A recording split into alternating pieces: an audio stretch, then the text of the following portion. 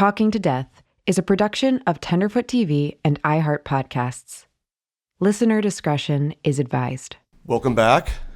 You didn't do it that time. I didn't do it. I'm not going to do it this time. Don't talk over me. We are in Alaska. I'm in Anchorage, Alaska, and it's pretty damn cold. I think it's about 20 degrees, and it definitely feels like it. I've not even been outside today because I don't want to be. No, I went outside for like 1 second. Just to feel it? Just to see my coffee like steam up and get off. Yeah. That's about it. We're in that time of year where it stays dark for a majority of the day. Right now it's 2 p.m. exactly. And I think the sun goes down in about an hour. Hour which 45. That's crazy. So the last time I was here, it was in the summertime, and it was daylight the whole time. Now I'm getting the reverse. If you're not used to being in Alaska, it will mess with your head and your sleep schedule big time. But yeah, we're here in Alaska, working on the new season of Up and Vanished. I'll tell you guys more about that soon. But today we have a fun guest. She starred on several reality shows, including her own. She had a residency in Las Vegas. She just recently produced an amazing true crime docuseries called The Playboy Murders. Her name is Holly Madison, and she herself lived in the Playboy Mansion with Hugh Hefner for years, and she has lots of stories to tell, and she's very open about it. We had a blast in LA talking, and I think you'll really like just her energy. She gets very deep in discussion about her own mental health, her struggles, and I think just her outlook on life is really positive, and I had a blast chatting with her, and I think you'll enjoy this too. I want to introduce my friend Holly Madison in episode 5 of Talking to Death.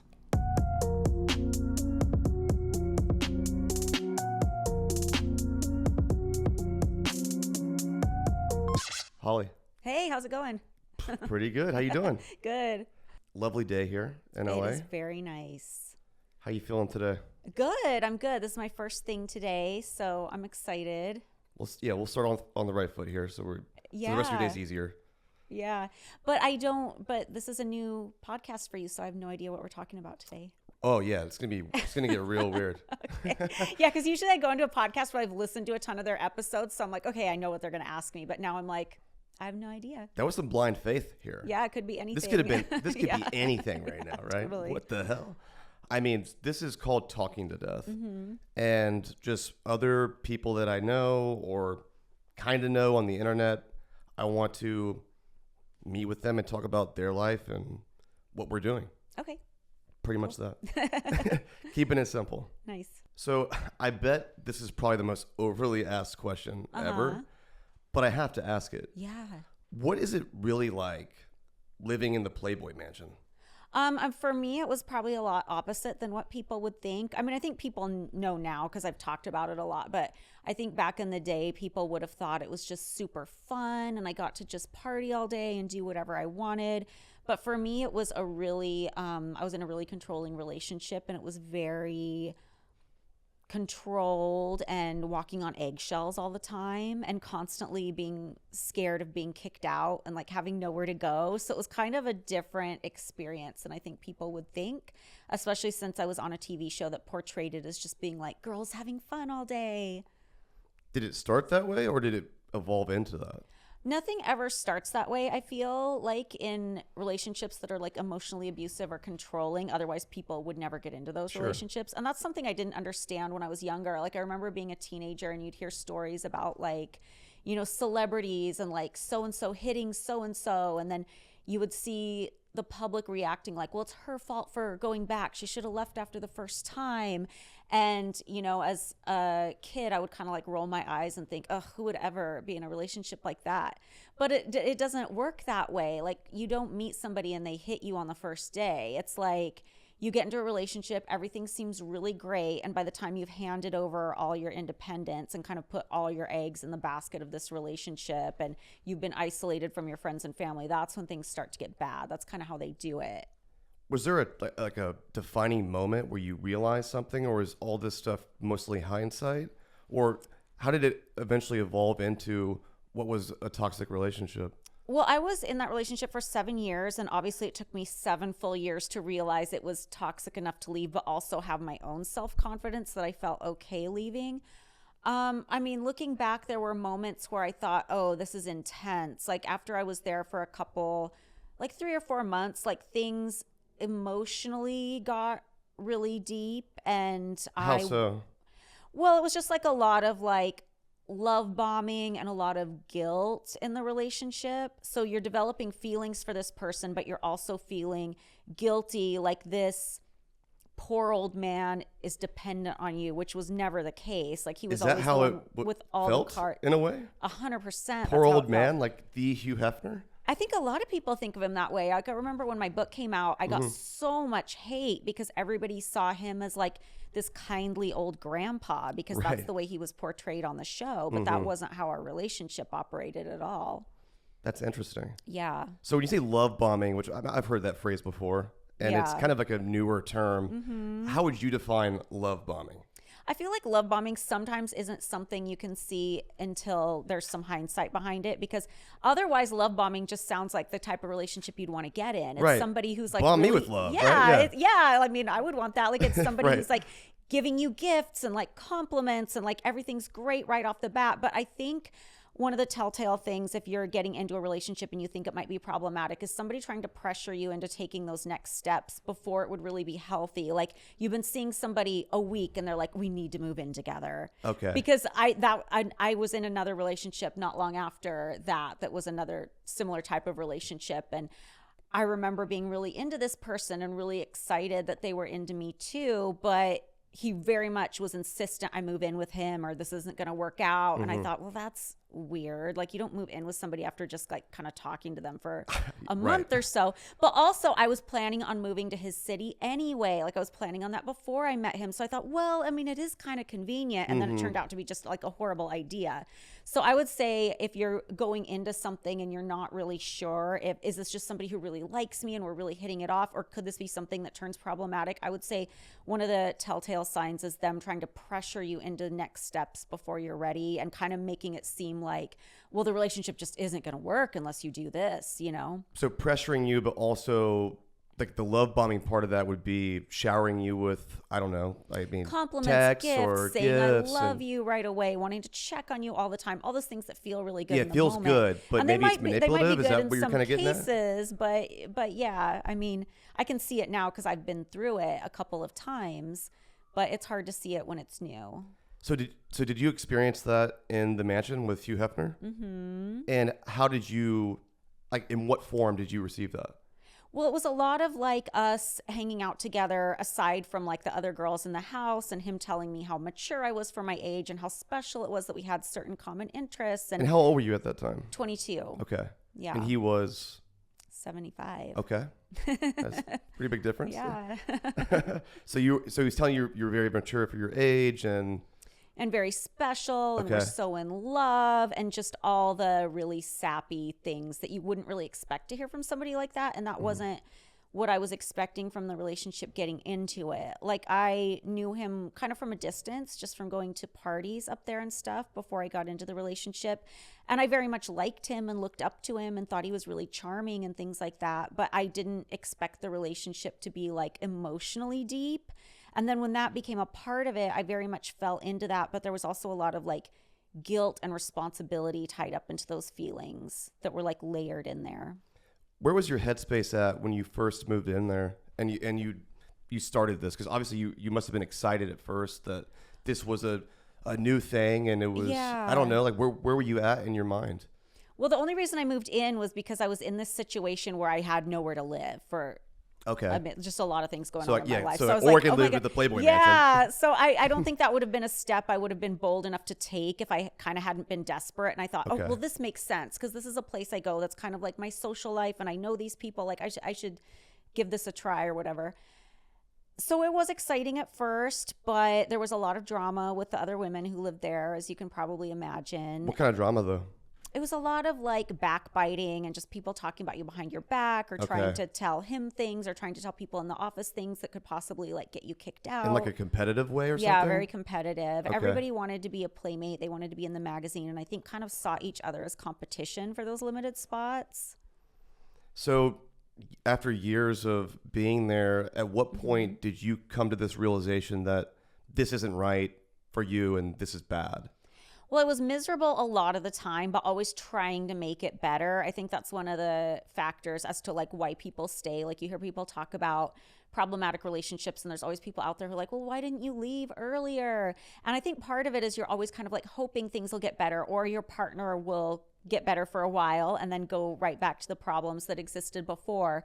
So a lot of it was me trying to like make excuses, or feeling like I had, you know, given up a lot as far as like reputation, as far as like making a choice to move into the house and be part of like this unconventional relationship. So I felt kind of these stakes to like make it work because of like all the judgment that goes along with a decision like that. So there was a lot of me being miserable over the years, but finally I decided to leave because things were getting really, really verbally abusive toward the end. And this was after years of cycles of me being miserable and then the relationship getting better, and me being this miserable, up and down, but then the sort of. relationship would get a little bit better. So it kind of felt like there was this upward trajectory. And I think that's what's a little unique about the situation I was in, is when people think about things in like typical storytelling mode, they think about like me moving in and it must have been really great, and then slowly things get worse until I finally decide to move out. But that wasn't it. I moved in, things were really novel and great for a few months.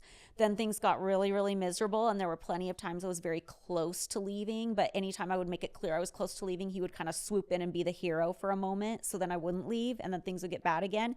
But then when the TV show started filming, about halfway through my time there, things really did start to get better for years. So I thought, Why was that, you think?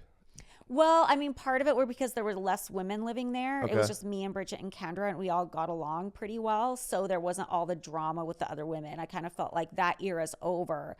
And also, like, Hef was really into the show, and he was really into the fact that we were becoming kind of like these mini celebrities that were compliments to him on the show. So I think he valued us more because of that, like for superficial reasons.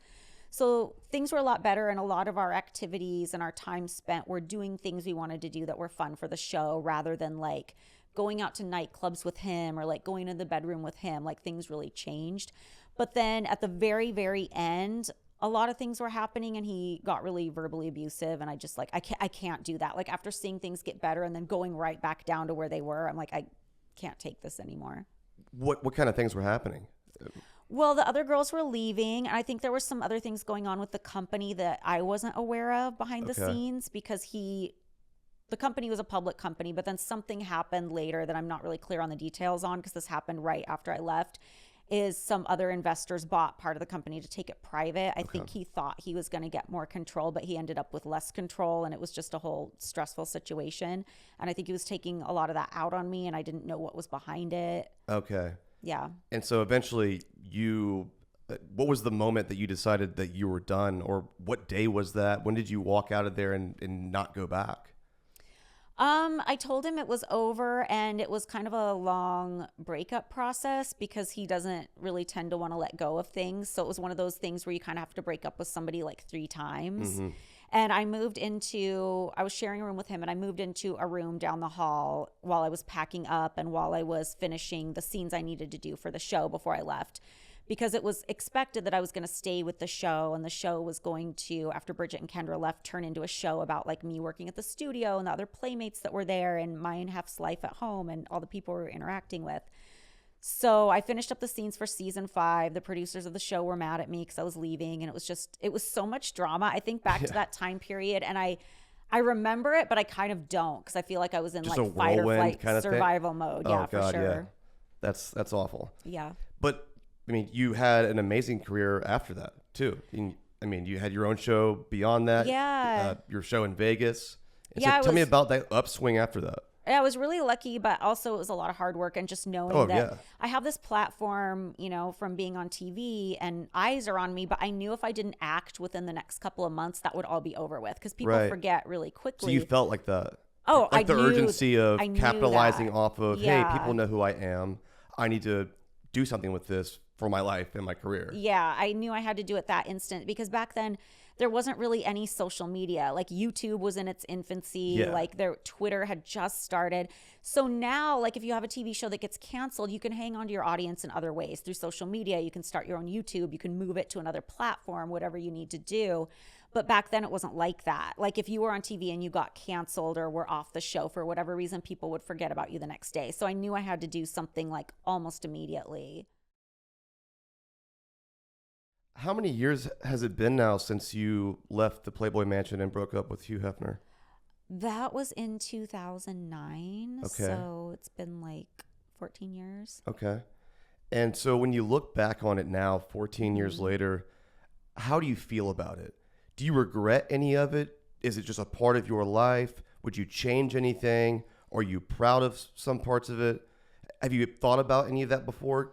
Yeah, it's kind of a funny question. Like when people ask if you'd go back and change anything, I don't know how to answer that. Because I don't in either. A way, If you ask me, I'm like, I don't know. Because there's two different ways you could look at it. Like in a way, I wouldn't change anything because I love where I ended up now and I'm very happy. And I don't think anybody's life is interesting without some kind of struggle or mishap or something like that. But I think when you ask, would you change anything? I think anybody would go back in their lives and like clean up certain parts or be like, well, I wouldn't make that decision if I knew I could just arrive this way. Like if anybody would do that about anything. Yeah, totally. So it's a weird question. I guess the short answer is no, because I like where I am now. And you were part of a doc series a couple years ago that kind of just told the untold story of living in the mansion and what that was like and all the hardships.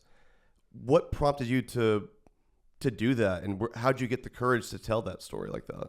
Well, I'd already told my story through my book, so at first I didn't want to do it. When I was asked about it, I felt like I've already told my story. Why do I want to go back and rehash it? Sure. And it was at the point where not every time, I mean, I only told it once through my book, but I got so much backlash for it that I just didn't want to deal with the backlash again.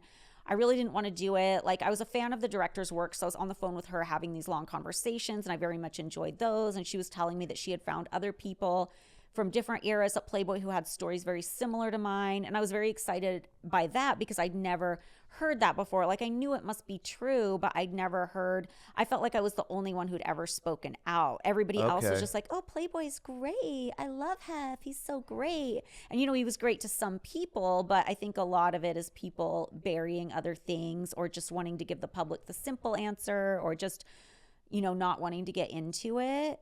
So I was really interested in the project because I knew other people were coming forward with their stories, and that's ultimately why I agreed to do it. I didn't want to just because I felt like I'd already told my story in book form, and I'm not comfortable with handing my story over to other people who are going to edit it and splice it weird. Right. And you wanted to tell the real version from you, right?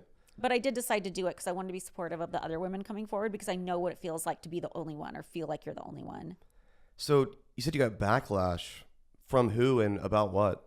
Just people in the public. Like I remember when my book came out, like I checked in on my Facebook page and I was getting so much hate. It was like overwhelming. Like what kind of hate?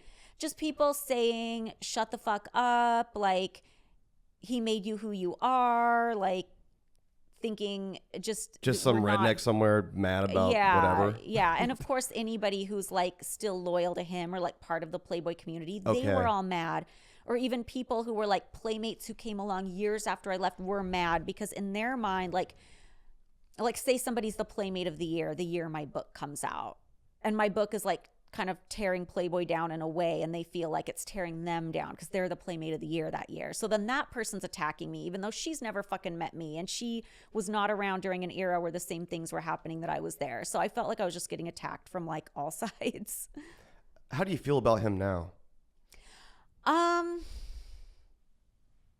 I mean, I don't have a lot of like hate or anger the way people would assume I would. It's more kind of a feeling of like, oh, well, I know what you're doing this whole time now, bro. You know? Right. Which was what?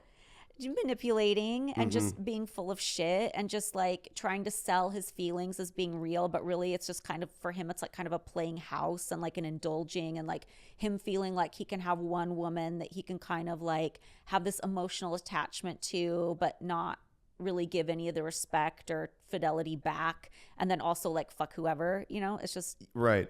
And you're like, fuck that. Yeah, totally. You're like, yeah, I see you, bro. Stupid. Yeah. No, I get that. Yeah, to me, it's one of those weird things where, you know, Hugh Hefner as just an idea of a person in the Playboy Mansion as a complete outsider, it seems so obvious that there's probably some toxic shit going on in there. Yeah, totally. But it was so just kind of glossed over and polished and like, is this guy the one exception of not being a piece of shit? Yeah, there's obviously not, right? Yeah, there's I don't different know. layers to the onion. It's like if you're so far out, you know, oh, he's a controversial character and he's probably a total dick and probably treats women like shit, right? But then you get a little bit closer if you're like somebody who watched The Girls Next Door or somebody who would like go up to his Sunday pool parties, as I was that person. You see like, no, he's a really nice guy. He's like such a gentleman. Like all his friends love him. But then you get a little bit closer and you experience a whole other thing, because if you're that person right by his side and he wants to like manipulate, that's a totally other person, you know? What's the craziest shit you ever saw go down? The craziest shit. I mean, there would be weird stuff that would kind of throw me off. Like what? One night we were like out in the limo and there would be like a ton of girls in the limo and everybody's wasted. And there was this one playmate who was like, look what I can do. And like, I guess she was still lactating. So she like squeezed her boob really hard and like milk goes and like bounces off the window. And we were inside the limousine? Kind of like, yeah. And nobody knew what to say. So what did like y'all say? Nothing. I was just like, just casual Friday night. Yeah. Okay. It would be like random shit. I didn't see it going there, but that's wild. Give me one more. Weirdest shit. That's pretty weird. Yeah, I'm bad with on the spot questions. I'm just terrible I feel like at it, there's so many things to filter through. I'm like, where could I possibly go? There was one time everybody was in the bedroom and like a new butler accidentally walked in and nothing was really going on. It was just like some naked girls. Like he wasn't even in the room then, but he had walked in, because what would happen was like we would get back from the club and we would order drinks and stuff and they would leave the drinks on a tray outside the door, and like somebody would come out like a troll, like I do with my Postmates now in the morning, and like you're like looking around like, yeah, and drag the stuff in. Nobody see me. Yeah. But then there was this guy who was like a new butler, and I think nobody told him. I don't know if this was a prank. This wasn't usually the way things were done around the house, but he fully like walked into the room. Nobody told him? Yeah. Or and he just everybody like walked in? freaked out. Sounds like he just walked in. Yeah. And I think he was like super embarrassed. Damn. Okay. Yeah. Not to like, get too far into it, but I read somewhere that there was like that Hugh Hefner had this picture of you as a kid, and I don't know, the way that you described it made it sound kind of weird. I don't know if that was weird to you or what that was. I don't know if you have any thoughts on that, but I didn't think it was weird at the time. I just thought it was like kind of cute. Like, I mean, now I would think like a kid picture of my boyfriend was cute, you know? Sure. But I think it's a little weird looking back, just because the way he operated emotionally was so fake that I don't look at anything the same anymore. So when you say like so fake, how do you know that now? Because how can you just totally tell? Well, because like the actions wouldn't follow up with the words. Okay. And everything just seems very superficial. It got to the point where after I left, when I did my spinoff for E, I had to work with the same producer who did Girls Next Door, because we were made to sign these contracts before we left. And in the contract, it was like if E picks up a spinoff with any of the girls, it has to be with the same production company. So we were still kind of had to be under the Playboy umbrella a little bit, even after we left. So that producer was also a very close friend of Hef's, and he would always try and get me on the phone with Hef. And I ended up doing a couple scenes with Hef for like different projects under that same producer, because I felt safe on camera. Like that was just going to be a scene, and there's like photo shoots or what? No, it would be like if Hef was doing like a wedding special later on, like Kendra and I would go and like wish him luck or whatever. Okay, but right. like that felt okay, because it was like there's reality stuff was always kind of semi-scripted and the cameras are there and you kind of know what to expect. But that producer was always trying to get me to like get on the phone with him, like when we were in a meeting, and I'm like, I don't even want to talk to him. It just freaked me out, because I just felt like the way he operated was never sincere. It was always like a manipulative way to get whatever reaction he wanted out of people, or like to keep people in his good graces. And I just wasn't interested in that. And I wasn't interested in like the emotional manipulation that went along with it. So I just never wanted to talk to him. Yeah, I think once you realize that's going on, you can't really unsee it. And yeah, you're looking at everything differently now. Yeah, and it's like, how am I going to even react when he tries to talk with me? Am I going to play along with his game Yeah, or call or him am I out on his pretending shit? now? Or- Like, Yeah, exactly. that's It's just weird. toxic shit. Like, you just got to get out of there. It's just kind like of thing. so not real. I saw a couple posts on your Instagram story recently of other people dressing up like you for Halloween. Yeah. Super badass. What's that feel like? It's really cute. I mean, I don't repost all of it because a lot of people will do couples costumes. Okay. And it'll be like one of them is Hef and one of them is a bunny, but they'll tag me and they'll have like a blonde wig. And I'm not like triggered or offended by that or anything. Like, I think Halloween costumes are fun. But what do you think when you see that then? I think I don't want to repost it because I think that sends the wrong message. Like, I'm not trying to endorse or glorify a relationship that I think was toxic. But at the same time, I'm not personally offended when people do it because I know people are just having fun with their Halloween costumes. Like, you can dress up as anything. Like, people dress up as villains or heroes or whoever. It doesn't mean they endorse everything that character or person does. So I'm not personally offended by it, but at the same time, I'm not going to repost stuff like that because I don't want to like glorify a toxic relationship. Is it sort of strange looking back on it sometimes where there's this like duality of this super toxic, bad relationship, but also just even from my perspective, you're an icon to people. Oh, you're sweet. Thanks. But seriously, right? And it's like your positivity to a lot of people, I feel like. Thanks. Through that. And so maybe that's just, is that a silver lining to you? Or how do you...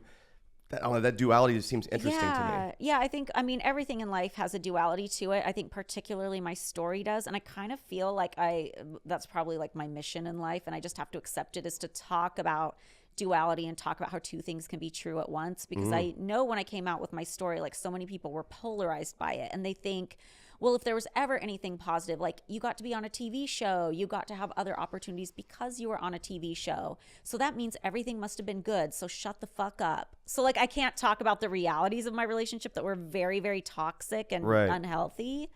It's ridiculous. It's not that black and white. No. It never is in life. No.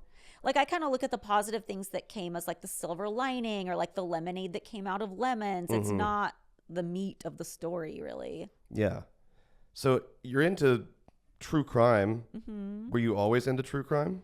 I was always fascinated by it, like, as I hate to say fan, because nobody's a fan of crime, but I'm a fan of storytelling. And growing up, I always loved Unsolved Mysteries. That was my favorite thing. And that was the show that really made me fascinated, I think, with true crime and paranormal. Like, every once in a while they'd do a ghost one. And I loved it, like the Queen Mary episode. It's so cool. So that kind of started it all. So I was always a consumer of it and a fan of that storytelling. I was never into it professionally until about a year and a half ago. A production company called Lion TV came to me with a proposal to do a show called The Playboy Murders. And at first I was like, absolutely not. I'm not doing another Playboy thing. I'm up to my ears in Playboy shit. You're tired of it? Just like, hey, beating a dead horse over here? Yeah, whether it's like my book or... My podcast hadn't started yet at the time, but I was thinking about doing it. And, Secrets of Playboy was a lot to deal with, and the backlash that came with that. I don't want to do it. But my agent was like, okay, just look at the deck and see what you think. And they'd come up with a deck of like the stories they wanted to tell. And they were a lot of cases I had never heard of, and just like fascinating things. And they were all tied together by the fact that somebody in the story, whether it was the victim or the perpetrator, was involved in the Playboy world some way, whether they were a playmate or a Playboy model or a bunny. And of course, I can relate to that a lot. And several of the victims were people who had posed for Playboy or were seen in like a sexualized light. And, a lot of, I have a lot of questions as far as like how the average person consumes stories like that, because people have a lot of preconceived notions about people who are in the sex industry or anything that's adjacent to the sex industry. And I wanted to come to the stories from a perspective of humanizing those people and sharing other things about them besides the fact that they were ever naked at one point in their life. Right. Yeah. So I thought it was really interesting. I was like, I would watch this show. So that completely changed my mind and made me want to do it. And we just finished filming season 2, which will be out at some point next year. Do you feel like society has changed at all in terms of, I don't know, a majority of people or a larger number of people being more accepting of adult entertainment kinds of things? Absolutely. But what's your take on that? I mean, I think absolutely we made a ton of progress, obviously. Yeah, not that it's fixed, but what's your thought? I don't know. But there's still a long way to go, and I think there's two different sides to Duality again, Here we go again. everything I talk about. But even like you're talking about porn, there will be people on social media who love being an adult creator, whether they're doing it on OnlyFans or doing it for a studio or whatever. But then there's such a toxic side to the industry too. And I think those stories should be heard first and foremost. So, reform can happen. What kinds of things for someone who wouldn't know what you're talking about? A lot of like women being taken advantage of in the adult industry. They get paid very little and kind of chewed up and spit out and don't necessarily know what they're getting into. I don't think it would be a bad idea for a minimum age of like 25 to get into the adult industry at the very least. That's just my opinion. Other people in the industry might disagree. But I think it's a lot. I think people at a young age aren't necessarily fully understanding of the lasting impact of having something out there like that. Or they may think it's like cool and like rebellious and okay for the moment, but then it has more of a lasting impact than they realize. So I think it's important that a lot of people who haven't had a great experience in the adult industry are talking about it, so just more people can be informed. Like I follow different creators on TikTok who talk about it just because I think it's fascinating and interesting. And I think it's good that young people are hearing those stories. So if they ever think about doing something like that, they can have a more informed perspective. And the other side of it is sort of this empowerment thing too, where you can take control, like something like OnlyFans, where you can kind of create your own destiny with that and have the right to do whatever you want to do. Yeah, absolutely. Something like that, right? Yeah, I think people need to think about like the emotional impact of doing stuff like that too. I think there are people who are cut out for it, but I think there's a lot of people who aren't. Okay. Like I bet, I mean, there's going to be people who argue with me, of course, but I bet if you talk to somebody who's maybe like a full service sex worker and they love their job and they're totally into it, I bet if you ask that person, even they would probably say, not everybody's going to be cut out for this though. Right. Like that's most things in life, yeah, right? you'd have to have a sense of I can't play football. Exactly. It's not everybody's going to be cut out for it. But I think because most people can have sex, it's looked at as this thing that like anybody can do, so easy money and anybody could. But I feel like you probably have to have a certain confidence and threshold emotionally and sense of self and sense of ability to navigate interpersonal relationships to make that work for you. And not everybody has that. Do you feel like you had that when you were 22? No, fuck no. No? I think I thought I did though, because everybody thinks they're a badass when they're college age. I definitely did. I thought it was a cool. Yeah, I thought I knew everything. I thought I could handle everything. I thought I could fuck like a man and not give a shit. No, are you kidding me? No. So you said you didn't have that, but you felt like you did. Yeah. I felt like you were, we all do that when we're everybody younger. does when they're young. Would you change any of that? Would you have waited, or, was it worth it? I don't know. Like, I think in a perfect world, I probably shouldn't even been dating in my early 20s. Like, I don't even think I was genuinely like into sex until I was closer to 30. What do you mean? I just don't think. I feel like I dated more because I was lonely or because I thought that's what I should do. Okay. But looking back and knowing who I am as a person, I think doing career-related things would have been more constructive for me, and not having like relationships tied up into that. And I think if I would have had a clearer idea of like, you know what, you don't have to like be with a guy or be dating or be doing that, I could have just focused more on, whatever I was passionate about or interested in. Did any of your experiences, in the Playboy scene change your views on sex? Like today or down the line or later? Not really. I just feel like, I mean, I definitely have better boundaries than I did back then. I think it more just changed my views on boundaries and holding boundaries, Yeah. I don't have a problem with sex per se. So you have a boyfriend now, right? Mm-hmm. Zach Baggins? Huge fan. I'll show you that. One of my friends actually dressed up as him for Halloween. Oh yeah, people do She such kind of good costumes. killed it though. Oh, I gotta show you this. Then I want to ask you a question about some paranormal stuff. But this is it. Oh, that's really good. That's so cute. It's like a little too convincing. Yeah, it's really good. Have you ever had your own paranormal experience? Yeah, absolutely. It started, I think my first big one that I can remember was actually Your first one. So it was more than one. Oh, I live in a haunted house now. Like things happen shit. kind of regularly.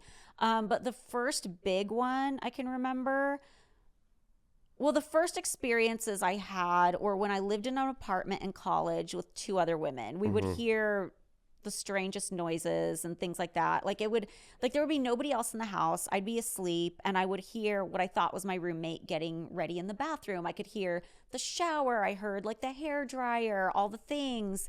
And then to come to find out there's nobody home, things like that. But the first big one where I remember seeing something was when I first moved into the mansion. I was in the gym working out and I saw a woman come out of the tanning bedroom and she kind of walked across the room, kind of around a corner where I couldn't see her. And I'm on the treadmill, you know, working out, whatever, looking in the same direction. I don't ever see her come back out or anything like that. And before I left, I thought, well, I should go over and introduce myself, because there were always people coming onto the property, whether they were like testing for Playmate and staying in the guest house. So you just never knew who you were going to see. But I thought I should go introduce myself. So I go walk around the corner and there's nobody there. There's nowhere else she could have gone, but there's nobody there. So I don't know what that was. So you saw ghosts in the Playboy Mansion? Oh, more than one people have More seen than one. ghosts. Yeah, like Bridget, my co-host on the show, was in her room with 2 other people who all have very different views on the paranormal. Like there's one who's a scaredy cat and doesn't want to believe. Like there's one who's a skeptic, and then Bridget's super into it. They all 3 saw, actually, I think there were 4 people in the room. They all saw this dark-haired woman just appear in the bathroom doorway. One of them started Like crying. One of them was there? like covering her eyes, like, what the fuck was that? What the fuck was that? Like they all saw it. And what was your response? I mean, I wish I would have been there. Okay, so what do you think that kind of stuff was? Like when you saw that lady walking around and she's not around the corner, do you think that was a ghost? I do. I think it What's was. a ghost then? I don't know what a ghost is. I can't I tell know, you. right? But I think maybe it was like a residual. She looked like a contemporary woman. This didn't look like somebody from the 70s. Oh, This right. looked- Okay. Yeah, she had like a pink sports bra on and like black workout pants and like straight, medium length blonde hair.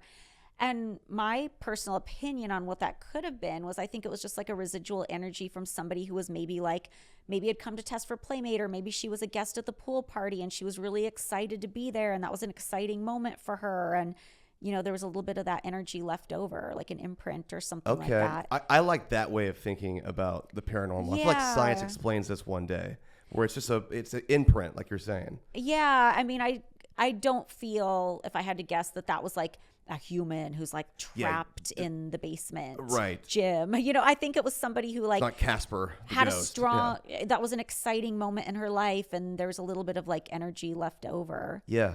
And as far as the ghost in the room that Bridget and a bunch of other people saw, Bridget thinks it's a woman who she met the very first time she tested for Playmate, like way back in 98, named Joni, who was a secretary at the mansion. And because she felt like that's who it looked like.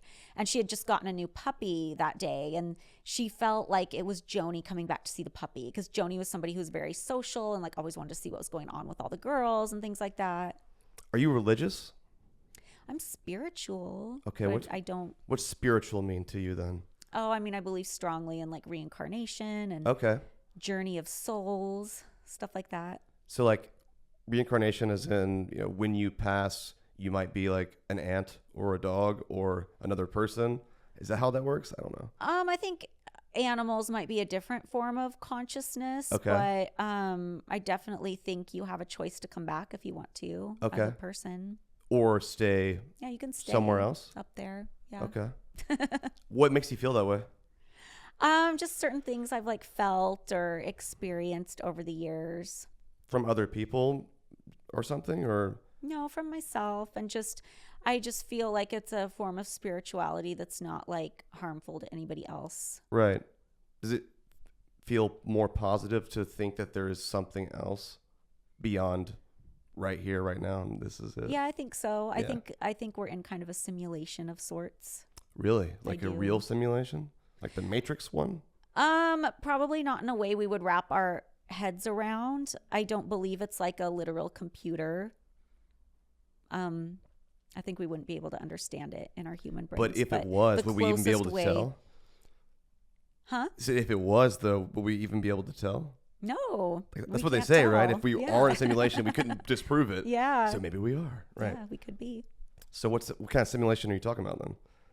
Like a spiritual simulation. Okay, like some I don't know, I don't have the answers. world in a like the end of Men in Black. You know what I'm talking about? The very end where it zooms way out and the aliens have those marbles and it's like all the universes. I don't think know. so. That'd be scary. Yeah.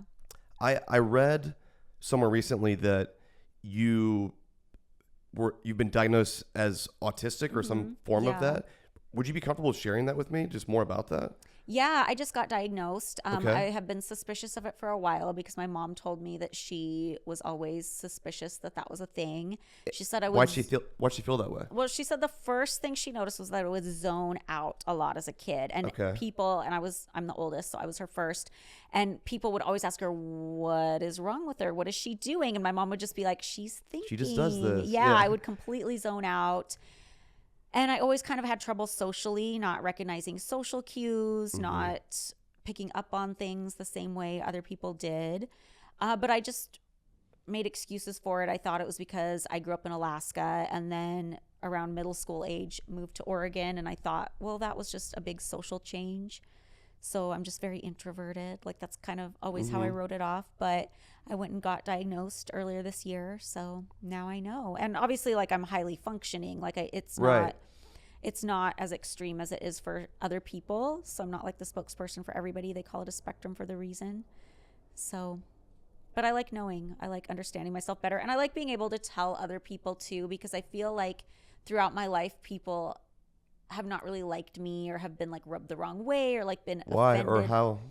They think I'm like stuck up or snobby or think I'm better than everybody else or have my nose in the air. And it's like, no, I'm just Is that just because you're a Playboy model or is it because you're saying or doing something that makes them feel that way? I think because I'm more quiet. Okay. I've only recently learned to make eye contact.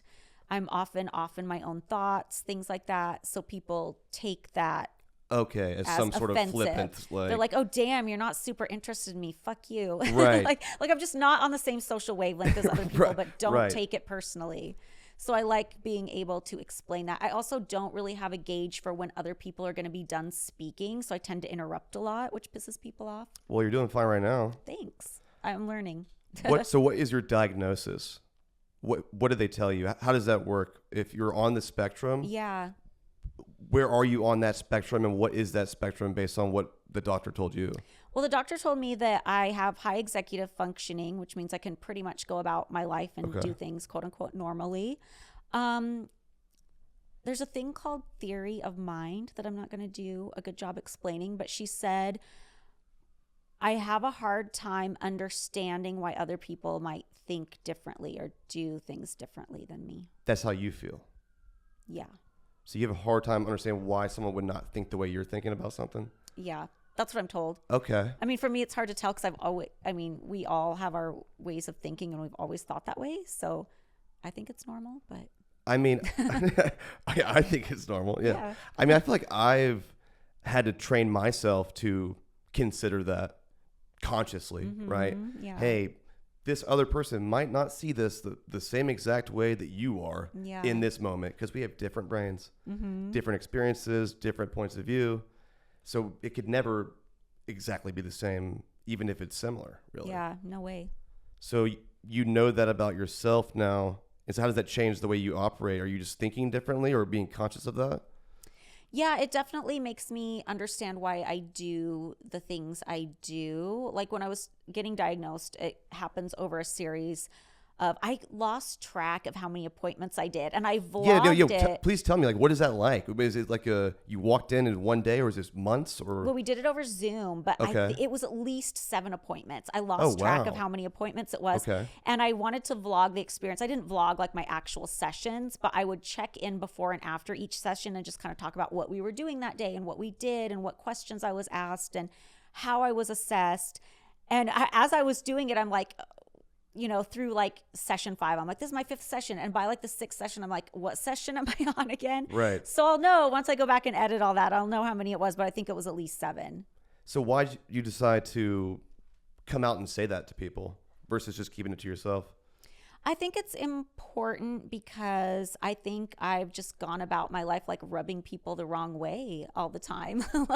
like I feel like I was never somebody who was really well liked. In all different situations, and I feel like you mean like a public perception kind of thing, or what? Not just that. I think just in any social setting I was in, Okay. whether it was school or when I was living at the mansion or things like that.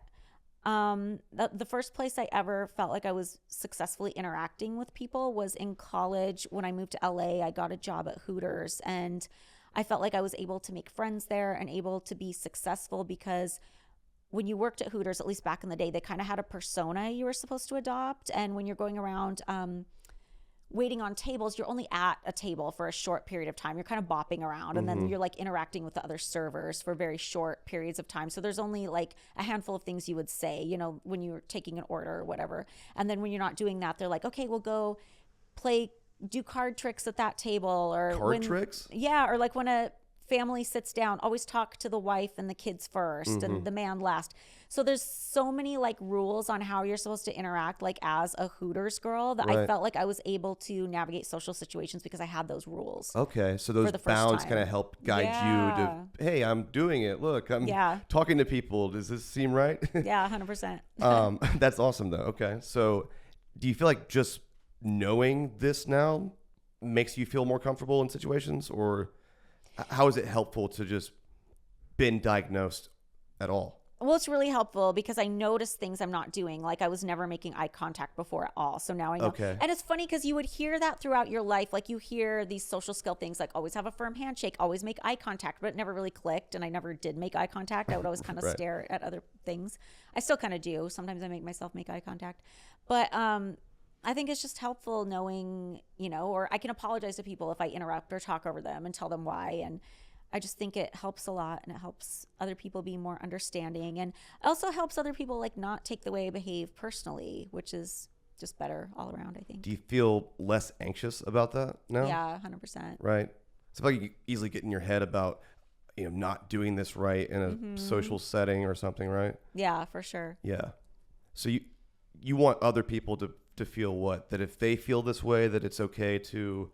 Yeah. And that what would be your message to people? That everybody operates differently. And maybe I think just interacting with anybody, just have a little bit of patience because you don't know what they're dealing with or what their level of social function is, or, you know. And I think I think even me, just the way I react with people, I have a little bit more patience now, and I don't take things as personally. Really?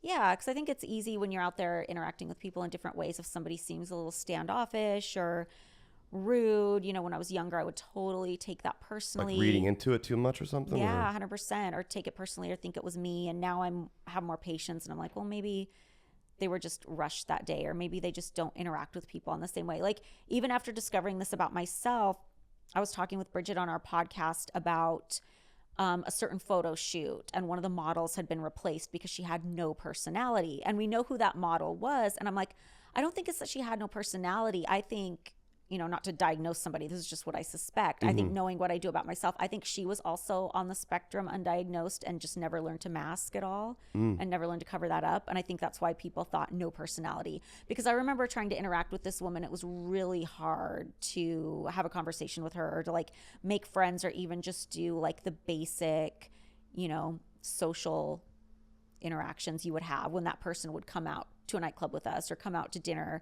And it was easy to take it personally. And I remember, you know, I would talk with Bridget and Kendra, and we would be like, what is up with that girl? Like, does she hate us? Like, why is she here if she hates us? Like, we kind of felt like she didn't like us. And but now, also looking through the lens of, yeah, if I was doing that, it would mean this, but maybe it doesn't mean it from her. Yeah, now I feel like that probably wasn't the case. She probably just had a totally different set of like social skills than anybody else.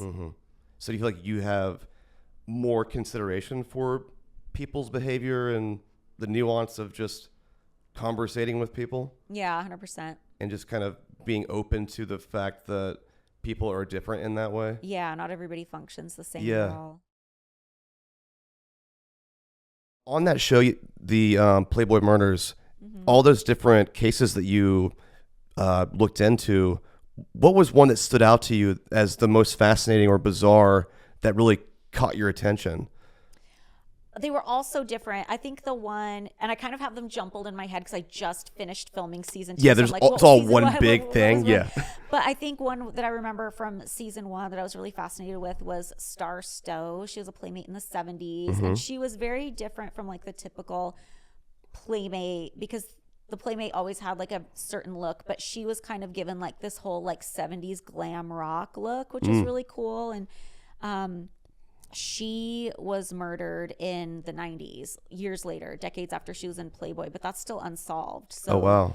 I always like working on unsolved cases because you just never know what is going to come out and like if it might help solve. Are there any leads on that case? Not that I know of. Really? The case has been reopened. Okay. But not that I know of. But that was very fascinating to me. How do you feel about being able to spotlight cases like that? I like it, and I just always want to represent the cases. You're never going to know, what the victim would have wanted to be known about the case, but I try and put myself in those shoes as much as possible and imagine, like, if that were me, what would I want known about me? Well, what would you want? Have you ever thought about that? Yeah, just I think especially for a lot of these women, because a lot of the victims, not every case, but a lot of the victims in the cases are people who are posed nude or just known for being in Playboy. Like they would want other details about their lives known and like their family relationships and like what was important to them, and they'd want to be portrayed as like real people and not just like a sex object. If you went missing and it was unsolved, would you want a true crime documentary about you? 100%. You would? Okay. Yeah, I would want that. I mean, there's always the thought that when you're putting anything out in the true crime space, that's going to inevitably probably be traumatic for somebody because there's real loved ones and they don't want to hear it again necessarily. But if that had happened to me, I would want my case solved. I would want people to be aware of it. And I would hope that, not that any of the victims were ever doing anything wrong, but I would hope that something would be learned from my case. Like maybe something about my case could prevent it from happening to somebody else. For other people to learn from, to protect them? Yeah, in some ways, if there's ever anything from a case that can be learned as far as people keeping themselves safe. Okay, right. So that, yeah, okay, that makes sense. And I kind of hate even putting that out there because I don't ever want to imply that anybody ever did anything, even accidentally, to put themselves in danger. But right. Also, don't want to imply that you're ever going missing, yeah, and that we're never making this documentary. Yeah, but it's the point of sharing stories is we're all learning from each other's life experiences. Exactly. Yes, and I think that is the silver lining. And rehashing difficult times, it's just going to be hard for everybody. Yeah. But I think that you have to do that to a degree or the case fades away a little bit. Yeah. You know what I mean? It's sad to just have it be forgotten. Mm-hmm. So what's next for you in life? In life? In life. I don't know. I just feel like things are really good right now and I want more of the same. Like my kids are great and I'm really happy and I'm working on another show for ID that hasn't been announced yet. Oh, but cool. I'm excited about that. More true crime stuff? You're just a true crime person now, right? Kinda. Yeah, I mean, I like sharing stories. And Yeah. I like telling other people's stories. And if I can be a voice for those people in any way, I try to do it the best I can. Did you ever see yourself doing this? Not specifically. It wasn't like a specific goal I Right. had written out, but it's definitely a genre I've always been interested in. Yeah, I didn't So see it myself makes doing it sense. either. Yeah. It's like as a kid, I didn't want to be a true crime investigator. Yeah, but then a story comes along and it speaks to you. Sure, or more yeah. than one story, and it's just like a calling. Yeah. So you're looking forward to doing that. How about everything else? I mean, I love doing the podcast. Bridget and I are on season 2 of our Girls Next Level podcast, and we still have like 4 more seasons of Girls Next Door to cover, and we're having fun doing it. So What's it like going back and reliving those episodes? it's a lot. I mean, I was a little more prepared for it than Bridget was because I Okay. had been doing reactions on my YouTube channel, and that's what gave me the idea to do the podcast, was because I'd be rewatching these episodes that I hadn't seen in like 15 years. Is it And weird? Yes. Like, describe to me what that feels like. It's weird on a bunch of levels because, first of all, you realize some ways that maybe you weren't treated very fairly, or maybe you were treated like a puppet, or maybe certain insecurities you had were exploited by the producer in ways that weren't very kind. So that's kind of hurtful to go back and realize. But also you're reminded of good times too, and like the fun times you had, or like the moments of camaraderie we had, or like the moments we all had each other's backs and kind of like got through the hard times together.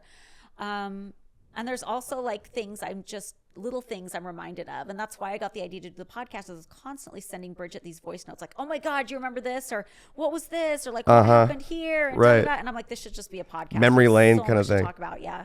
How do you feel about the fashion? I think the fashion is all making a comeback. It kind of is, right? Yeah, I will never wear What's up with low-rise that? jeans again. Yeah, what would you never do again from a fashion low-rise standpoint? jeans, because I just like don't have the confidence for it anymore. But like, But you used to wear them, right? yeah, all the I mean, time. everyone did, right? That was the Yeah. thing. Yeah, they would like barely cover your crotch. They were so weird. Yeah, So they look I wouldn't- uncomfortable to wear. Yeah, and it's just like constantly sucking your stomach in. Like I'm too tired to do that now. But the other stuff, like the juicy tracksuits, like I still buy those. I still buy the tube socks. You know. So what should stay and what should go from that era, fashion-wise? Most things should stay except for the low-rise jeans. Really? Okay. Yeah, that's the only thing. Bring them all back? Yeah. Okay, I'm into it. Although the other thing I saw that I would wear sometimes is back in the early 2000s, people would like layer the weirdest shit that had no business being layered. Like, Oh, yeah. The outfit I had that I'm thinking of is I was wearing jeans with like rhinestones on them, and then like a white button up, and then like a corset on top of It's that. a lot of stuff going on. And that makes no fucking sense. No. But you would see it everywhere. Like I think of it a lot with like Disney Channel stars at that time. Like you would Yeah. see like High School Musical kids would go out on the red carpet and they would have like a dress over jeans with like a big scarf Looks and like wild. a newsboy hat. It's like it was like a weird just layering of stuff that didn't go. Yeah, I mean, I was an Abercrombie and Fitch kid. Yeah. I'm embarrassed to say that. But think everyone that's was, bad. though. Yeah. Collars up. Like, what are we doing? Yeah. Like, this necklace, like I funny. went to the beach, but I didn't. I know. It's so funny. Yeah. I wouldn't bring that back, but maybe the jeans and stuff, but Yeah. that's about it. Well, thanks so much for being here. This has been an Thanks for having absolute me. blast. Yeah, And it's been fun. yeah, this is just awesome. Really appreciate your time. No problem. Thanks for having me. Of course. Talking to Death is a production of Tenderfoot TV and iHeartPodcasts, created and hosted by Payne Lindsey. For Tenderfoot TV, executive producers are Payne Lindsey and Donald Albright. Co-executive producer is Mike Rooney. For iHeartPodcasts, executive producers are Matt Frederick and Alex Williams, with original music by Makeup and Vanity Set. Additional production by Mike Rooney, Dylan Harrington, Sean Nerney, Dayton Cole, and Gustav Wild for Cogito. Production support by Tracy Kaplan, Mara Davis, and Trevor Young. Mixing and mastering by Cooper Skinner and Dayton Cole. Our cover art was created by Rob Sheridan. Check out our website, talkingtodeathpodcast.com.